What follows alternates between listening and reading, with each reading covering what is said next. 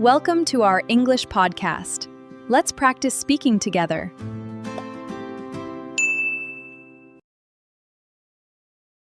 Hey everyone! Welcome back to the Just Speak English podcast. I'm Hailey.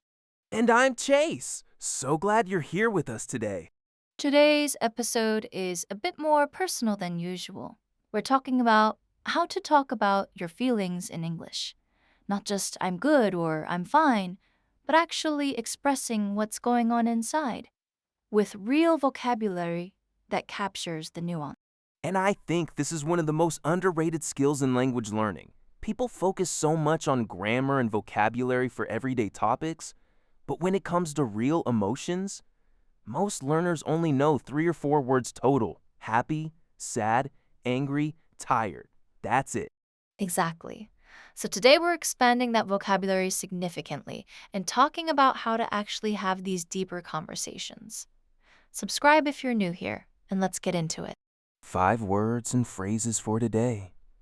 Emotional vocabulary deserves a wider range. First, overwhelmed. We touched on this word before, but in an emotional context, it means feeling like you have too many emotions or responsibilities at once, more than you can handle. After the move and the new job, she felt completely overwhelmed. Second, drained. Drained means emotionally or physically exhausted, with no energy left. That conversation left me feeling drained. I just need some quiet time now. Third, at peace. To be at peace means to feel calm and settled, without inner conflict or worry. After making the decision, she finally felt at peace with everything. Fourth, bittersweet. Bittersweet describes a feeling that's both happy and sad at the same time. Graduation was bittersweet, excited for the future, but sad to leave my friends behind. And fifth, vent. To vent means to express strong emotions, usually frustration, often just to release them rather than to solve a problem. I just need to vent for a minute. I'm not looking for advice, just someone to listen. Okay, overwhelmed, drained, at peace. Bittersweet, vent. Let's go. Haley, why do you think so many English learners struggle specifically with emotional vocabulary, even at higher levels? I think it's because emotional vocabulary is rarely taught directly. Textbooks teach you how to order food, how to ask for directions, how to talk about your job. But almost nobody teaches you how to say, I've been feeling a bit off lately, or I'm trying to process something. Those phrases just aren't part of the standard curriculum. That's so true. And I think there's also a deeper reason. Talking about feelings is hard even in your native language. So when you add a second language on top of that vulnerability, it becomes doubly difficult. You're not just searching for words. You're searching for words about something that's already hard to put into words. Exactly. So let's make this practical. If someone asks, How are you doing? And the honest answer isn't good, what are some better, more accurate options? Great place to start. Instead of just, I'm okay, you could say, I'm hanging in there, which means you're managing. But it's not been easy, or I've had better days. A gentle, honest way to say things aren't great without going into full detail. Or, I'm a little overwhelmed right now, which is direct but not dramatic.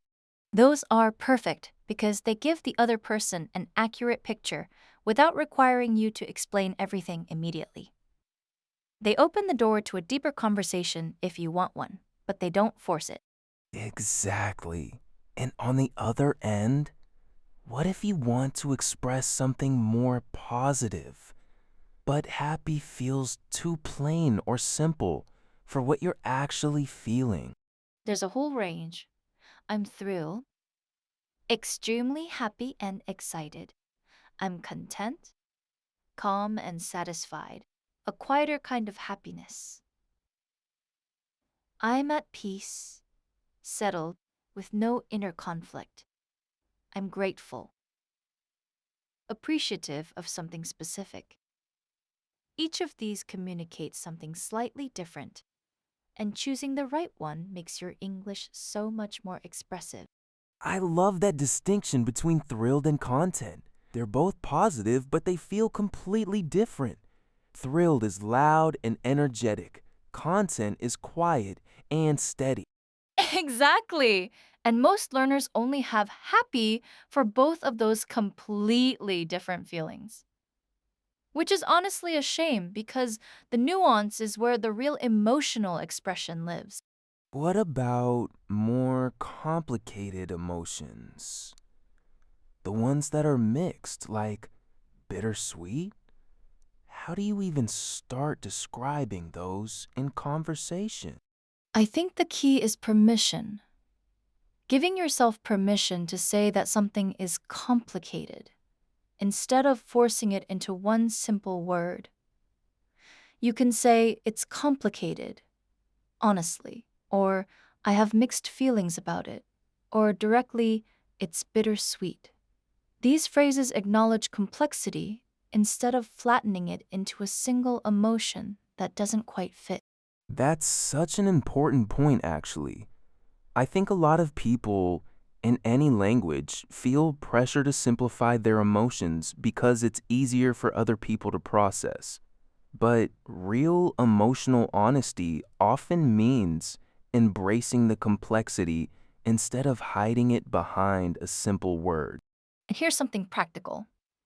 When someone shares something difficult with you, the response matters just as much as your own vocabulary. Instead of jumping straight to advice, you can say, that sounds really hard, or I'm sorry you're dealing with that, or simply, do you want to talk about it, or do you just want to vent? That last one is so useful. Do you want to vent or do you want advice? It's such a respectful question because it lets the other person choose what they actually need instead of assuming. Exactly. Learning to ask that question in English comfortably is honestly more valuable than memorizing 50 emotion words. Because emotional conversations aren't really about vocabulary lists, they're about genuine connection.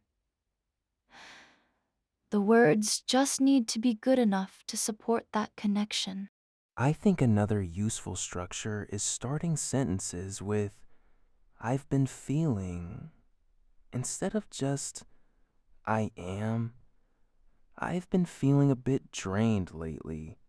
Sounds more natural and honest than I am drained, which can sound a little too final, too absolute. That's such a subtle but powerful difference.